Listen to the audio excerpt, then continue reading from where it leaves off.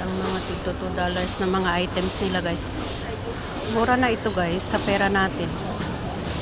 Kasi maganda talaga siya. Mga platito, plato. Ayan. Ang dami po nila guys. Ayan po, may i-content na naman tayo sa araw na ito. Ayan, ang dami po ng mga plato ito guys. Ayan. Madami po siyang mabibili dito guys sa murang halaga. Ayan guys, ito po siya. Since day 1 ko po dito nag-abroad, lagi pong ganyan ang nadadala po mga plato. Madami na pong naipon. Saka ito, madami na rin naipon. Mga pots, mugs.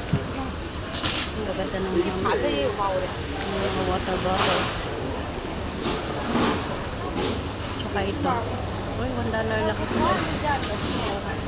Ganda siya guys. Kasi $1 lang siya oh. $1. Ang maganda. Kasi ba $1 lang yung mga bowl nila.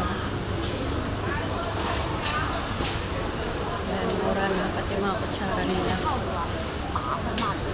Ayan, mga bowls nila. Mga chopstick. Different kind of chopstick. Ito naman po yung mga rabbit nila. Uy, ang gaganda naman nito guys. Mga figurine nila guys. Ayan. Ang ganda po no guys. Thank you for watching.